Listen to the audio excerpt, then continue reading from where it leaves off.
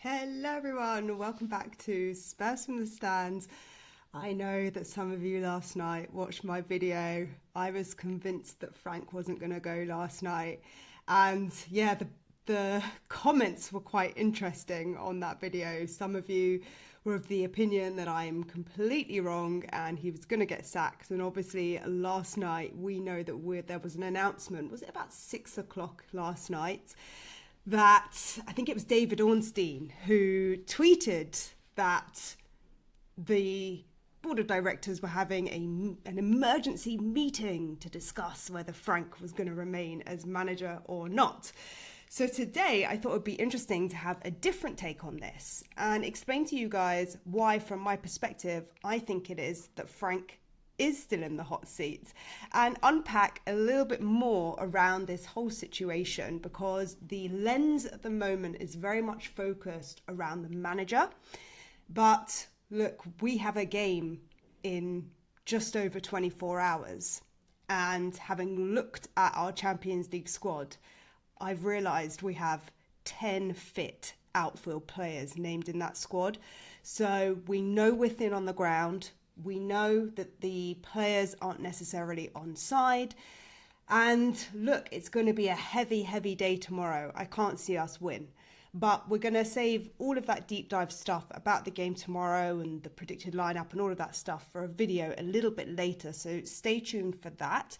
And if you're not really interested in the analytical side of things, if you're not really interested in discussions off the pitch and perhaps what's going on in the background, then maybe this video is not for you. So no need to spam the comments and have a go at each other. I completely accept that, not all my views and opinions are the right one. This is an open conversation. This is an open forum. And I don't think that people should be attacked or, got at in the comments because they hold a particular perspective or opinion. And you can go on many different channels and, some people were Ange in, Ange out. Some people are Frank in, some people are Frank out. I really don't know who the hell is Frank in at this point, other than the board, but we're going to break down why all of that is so relevant and important, because we have covered on this channel in the past 10 days that we've been live. Please do like, subscribe, comment, and if any of your friends need some therapy, please do share these videos with them. But just to say that, we've unpacked the footballing side a little bit. We've unpacked the business side a little bit. But what we haven't done is spoken about the brand of Tottenham. And I realised that I didn't speak about the letter that Vinay put in the matchday programme before the West Ham game. And I think this is a very important moment to bring this up and bring this to the forefront, because when you zoom out, and I know everyone is heated right now, there's anger, there's negative sentiment about Thomas Frank, people hate the football. I get it. I understand where people are at. And I too am of that opinion. As I said yesterday, I'm going to the game tomorrow and there's nothing more I'm dreading more. And I don't even play football. And you know what? I might even take a pair of boots with me because we might need some skills extra time during the second half. So that's going to be a fun watch. But the reason why this is important, I want to just pick out one of the paragraphs that people weren't really looking at in the letter. So keep in mind that this letter was published before the West Ham game. Now, the board fully well knew that there was an outcome of that game where we lost. Everyone, of course, the sentiment was positive. Everyone was feeling great. We were all optimistic that we were going to beat West Ham, right? However, from the board's perspective, in their mind, they've hired this manager. They have put a checklist in place. He's ticked all the boxes. He fits the persona that they believed he would fit. Okay. Now, we discussed yesterday that the board and the people in power that be, they're not footballing people. So they're looking at this from a lens and a perspective of, we're going to keep this manager until at least the end of the season, unless something goes drastically wrong. Now, things can change very quickly in football because we know how this played out. We know that Spurs lost the game and the board started doubting their decision. So why did they start doubting their decision? They started doubting their decision because of pundits, because of fan outrage online, because of what we saw, the boos and the shouts and the calls of sacking for the manager in the stadium. So you think to yourself, I've lost my train of thought because my phone just rang. So, right, let me backtrack into where I was thinking about this. Okay, so after the game, negative sentiment comes out. Fans go crazy, boos in the stadium, everyone's going mad, and the board are now in a position where they have to reassess whether what they thought about this manager and whether he's actually going to see it through to the end of the season. So I think in moments like this, when you step away from the emotion of the game, it's when you realise how much influence the media, the pundits, social media actually has an impact on decisions that happen within the club. And this is looking at Tottenham Hotspur as a brand. Okay, I want to look at this through Tottenham Hotspur as a brand rather than necessarily the football that's happening on the pitch. So if you're not interested in this stuff, you can skip forward, but I think this stuff is worth diving into. So the section in the letter, which I think is important to note, it says, to strengthen engagement, we appointed Kate Miller as Chief Communications Officer in November and Adam Gardiner as Chief Marketing Officer this month. Along with Rafi, they form part of a newly established executive team under my leadership, reflecting a more modern and collaborative structure. So what does that actually mean, right? So Chief Communications Officer is probably, so Kate, she's going to be in charge of communicating with the fans. That might be through PR, it might be through media, it might be through social media, right? You've got Adam Gardiner, who we know used to work for Arsenal. He just joined us this month, and I question, I'm sorry, Adam, I'm sorry if you're watching this, but I question the lineup in the app last week with the whole Gallagher saga and scandal, whether Adam Gardiner, you need to keep your eye on the ball on that one, because as Chief Marketing Officer, you must be spotting these mistakes going on. But anyway, that aside, he left Arsenal. It looks like he was on gardening leave for the last few months. And so that is why he only joined this month, even though that was actually announced, I think it was about 3, possibly more months ago. So that was a move that was already happening. But obviously, because of non-competes and non-disclosures, he probably could only start this month. So starting from scratch, this month, Vinay has a whole new executive leadership team with Rafi, Adam and Kate, right? The CCO, the CMO, and the operations director of football, right? Now, when it comes to brand, and I say this as, I know I often talk as if I'm an expert in all industries. I'm definitely not, but there was a period of my life where I worked in social media, and I worked for agencies, I worked in-house, and I also worked for social media monitoring companies. Now, some of you out there might be like, Sarah, you're woke. As someone told me in the comments yesterday, I've never been called woke in my life. But this is hardcore analytics and data, right? This is not subject to opinion. This is data, factual data that is being spread across the internet. So a social media monitoring tool allows you to listen into certain conversations and certain keywords to gather information about the sentiment of what people are saying about certain topics. So of course, going down the rabbit hole that I love to do, I took it upon myself to look into some social media analytics. And the reason why I did this is not to prove why Frank is in, but to show you the conversation that maybe these people are having behind the scenes right now. So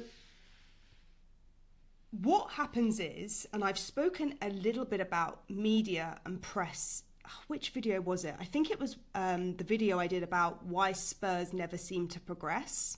So in that video, I think it was that video, at the beginning of one of the videos I've done, I spoke about the media and the press and their role in footballing at large, right? In the general scheme of things, because it's a very important piece of the puzzle, which doesn't get much airtime because the airtime is going to the headlines, right? So,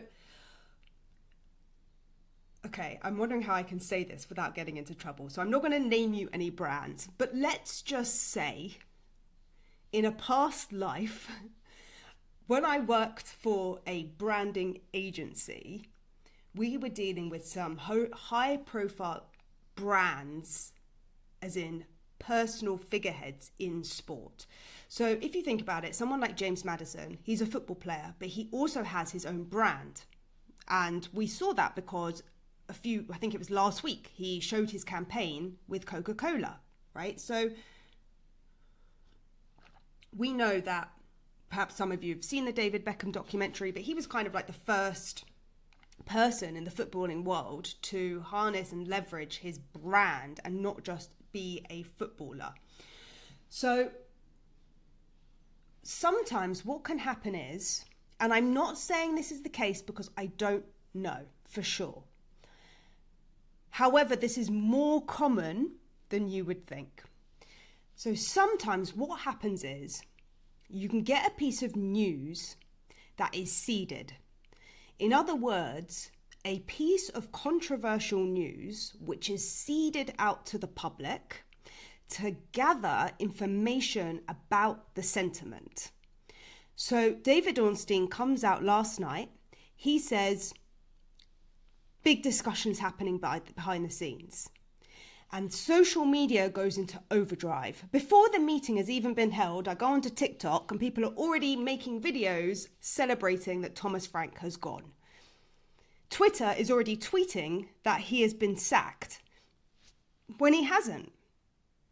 And so sometimes, and I'm not saying Ornstein is part of this, but sometimes you can get reliable sources who are fed information as part of a campaign to better understand where people's heads lie. Now, obviously, we know the atmosphere in the stadium. But if you're someone sitting on the board, sacking the manager is an £18 million decision. This is not a quick, we're going to fire the guy, because £18 million could buy us a player that we really need right now. I've spoken about our injury crisis. So you have a decision to make. Do you fire the person who's going to cost you 18 million, or do you hire a player for 18 million? This is not really such a clear-cut decision as people think it is, right? I know I keep saying right, I need to cut that out. But anyway, so he seeds this piece of information. And so what I've done is today, as of just now, is sign up to some analytics platforms. So for this, I'm using Mentionlytics. There's loads and loads of different social media monitoring tools out there. Some are less reliable than others, and most of them you have to pay for to get full access to all of the analytics. So if this is something that's of interest to you, then of course, you know, maybe further down the line we can dive into this some more. But what I've discovered is since the 17th of January, I put in the keyword search. So this is the search term that I'm looking at sentiment for. So I've put in the keyword search for Thomas Frank. Now, you might not be surprised to know that in June, so from the week of like June the 12th, when he was hired, the overall sentiment was positive and neutral. So essentially, this is a crawler that search for the key term Thomas Frank, and it analyzes people's sentiment across social media. So that might be X, Facebook, Twitter, YouTube, Instagram, TikTok. It's able to read the sentiment, even Reddit, across all social media channels to tell whether the general feeling is good or bad. I compared that to 17th of January, which is obviously when we lost against West Ham, to today. And the sentiment analysis is that it has picked up negative and neutral opinions. Negative and neutral. So obviously this is a small sample size because I'm using a trial, but what I can tell you, and I'll put maybe a screenshot up here, is that the majority is actually neutral. And then we have some negative comments and there's still some positive comments. Don't start asking me how these crawlers analyze what is positive and negative, okay? But they do. And typically they're quite accurate. So this is based on, YouTube, Twitter, others, I'm going to put it here, some web analytics. So it's picking up wherever Thomas Frank is mentioned across the whole media, and it's decided that most of that is actually neutral. And when we dive even further into this, it shows us an emotional analysis chart. This is crazy, I know, but it shows you an emotional analysis chart. So what you can see from this is that a lot of the comments are neutral. A lot of people are angry. We have joy, and the other emotions are fear, sadness, sarcasm. Obviously, you have a lot of trolls online. Obviously, not everyone is supporting Tottenham who's tweeting about Thomas Frank. However, if you are Kate and Adam, who have newly taken their seats at the table, they're going to be taking an objective view on this. They're not going to be looking at this from an emotional, reactionary perspective from the game itself. They're going to be taking a step back and going, okay, what is happening in the wider ecosystem of the personal brand online? Are people saying it's time for him to go? Do we need to hold our horses? Now, all of this, as far as I'm concerned, is a distraction from the real problem that we have, because the whole conversation about transfers has whittled away. No one's even talking about transfers anymore. And this is the point I was making in that very first video about Thomas Frank because the timing of this could not be any worse. We could be having this conversation after the transfer window closes when we've bought in players, but we're not. And so what's happened is we're stalling on buying players because we're not sure if it's going to be the right manager. And so in the next video, I'm going to talk to you a little bit about the updates on the game. I'm going to make this a slightly shorter video, but I just wanted to show you maybe a different perspective as to why Thomas Frank is still in the hot seat and what the true sentiment is, because sometimes we can all get so swept up in the ecosystem and the echo chamber of, noise that's happening. Look, the football's not great. It's not enjoyable to watch. None of us like losing games, but you have to look at it if we're looking at it from a different perspective and we're thinking, why could it be that they're keeping Frank as the manager? You realise that this isn't just such a simple decision as handing the guy his P45, right? It's a very expensive decision that needs to be considered, not just from an emotional point of view and from, a footballing point of view, but from like an objective view of the success of the club overall. Because if you lose fans, and look, there's some of you in the chat who, maybe aren't lifelong supporters, and I know you've had some people come at you in the chat, and that's okay. People join supporting different teams at different times. And it doesn't make you a plastic fan if you've decided, if you live in Argentina, that you've decided that now you don't want to support Tottenham. I don't blame you. I don't blame you. So I think sometimes you can lose a fan base internationally. And I'm not talking about the ultras. I'm not talking about the hardcore supporter fan base who's going to support you through thick and thin. I'm talking about other people that support the club that's going to somehow indirectly bring revenue into the club. So for example, just watching a reel on Instagram that's sponsored by Monster, for example, that's a partnership collaboration. And the more eyes on that you have on that, the more money that you're going to make through partnerships on social media. So this is a very complex web that maybe people haven't considered as part of the conversation when it comes to why is Frank still in the hot seat. Do I think he's still gonna be here by the weekend? I don't know. We're waiting for some team update news and things like that. But yeah, what do you guys think of this conversation? What do you guys think of this perspective? Do you like this type of content? Do you hate it? I'm open to other opinions on this matter. So I'll see you all in the next video.